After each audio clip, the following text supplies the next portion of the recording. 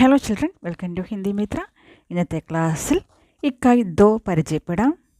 ഇക്കായ് ദോ പൽത്തെ റിശ്തേ. ചാപ്റ്ററിൻ്റെ പേരാണ് ഹാജി കി കഹാനി. ഇതൊരു പ്രൊഫസറിൻ്റെയും അദ്ദേഹം വളർത്തുന്ന ഹാജി എന്ന ഡോഗിൻ്റെയും സ്നേഹബന്ധത്തിൻ്റെ കഥയാണ്. ഈ സംഭവം നടന്നത് ടോക്കിയോയിലാണ്.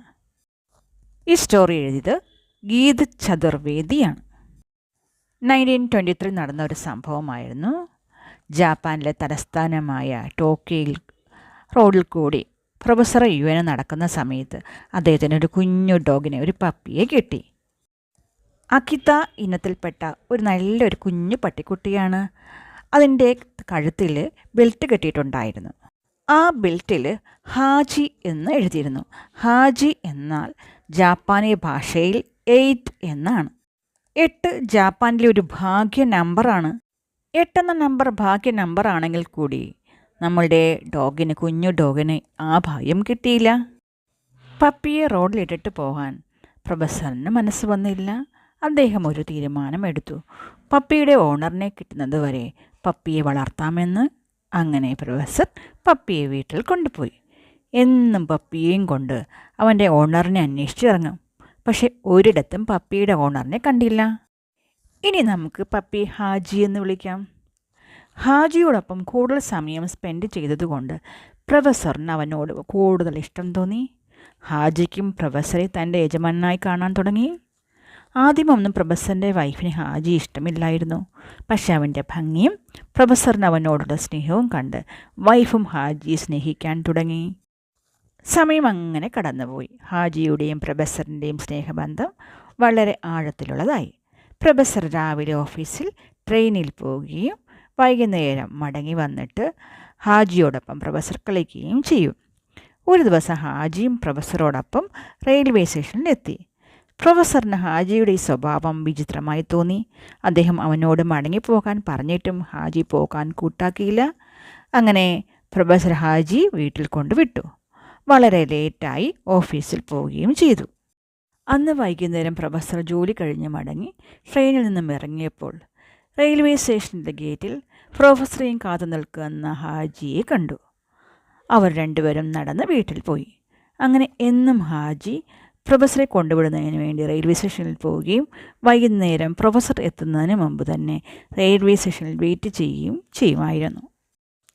ഒരു ദിവസം വൈകുന്നേരം റെയിൽവേ സ്റ്റേഷനിൽ ഹാജി പ്രൊഫസറെയും കാത്തു നിൽക്കുകയായിരുന്നു. നേരം വൈകി, പക്ഷേ പ്രൊഫസർ എത്തിയില്ല. രാത്രിയായി, മഞ്ഞ് വീഴാൻ തുടങ്ങി. പ്രൊഫസർ വന്നില്ല. ഹാജി അവിടെ നിന്നും അനങ്ങിയില്ല. അന്ന് ഉച്ചയ്ക്ക് ഓഫീസിൽ വച്ച് പ്രൊഫസറിന് മരണം സംഭവിച്ചു. അദ്ദേഹം ഈ ലോകത്തു നിന്നും വിട പറഞ്ഞു.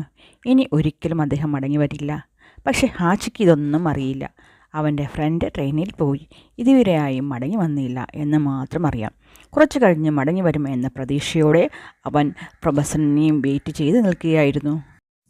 രാത്രിയിൽ പ്രൊഫസറിൻ്റെ ഒരു ബന്ധു ബലപൂർവ്വം അവനെ വീട്ടിൽ കൊണ്ടുവന്നു. രാവിലെ ആയപ്പോൾ വീണ്ടും അവൻ റെയിൽവേ സ്റ്റേഷനിൽ പ്രൊഫസറെ പ്രതീക്ഷിച്ചിരുന്നു. അവൻ്റെ പ്രൊഫസർ ഇപ്പോൾ വരും, അവനെ സ്നേഹിക്കും, പ്രൊഫസറോടൊപ്പം ചുറ്റിക്കറങ്ങാൻ പോകാം എന്നൊക്കെ അവൻ വിചാരിച്ചു. എന്നും രാവിലെ ഹാജി സ്റ്റേഷനിൽ വരികയും രാത്രി വൈകി വീട്ടിൽ മടങ്ങിപ്പോവുകയും ചെയ്യും. കുറച്ച് വർഷങ്ങൾക്ക് ശേഷം പ്രൊഫസറിൻ്റെ വൈഫ് വീട് വിൽക്കുകയും വേറെ നഗരത്തിലേക്ക് പോവുകയും ചെയ്തു. ഹാജിയെ കൂടി കൊണ്ടുപോയി. പക്ഷേ അവൻ അവിടെ നിന്നില്ല. അവിടെ നിന്ന് ഓടി വന്നു. റെയിൽവേ സ്റ്റേഷനിൽ പ്രൊഫസറെയും പ്രതീക്ഷിച്ച് ഇരിക്കാൻ തുടങ്ങി. അങ്ങനെ റെയിൽവേ സ്റ്റേഷനിലെ ചുറ്റുപാടുമുള്ളവർക്ക് ഹാജി പരിചിതമായി.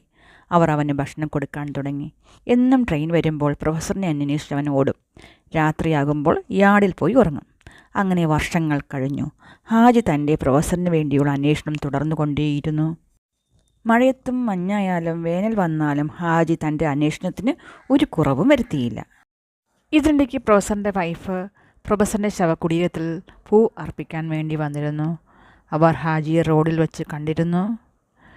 ഹാജിക്ക് പ്രൊഫസറോടുള്ള സ്നേഹവും അർപ്പണ മനോഭാവം കണ്ട് അവൾക്ക് അതിശയം വന്ന് അവൾ ഹാജിയുടെ അടുത്തിരുന്ന് കുറച്ചു നേരം കരഞ്ഞു.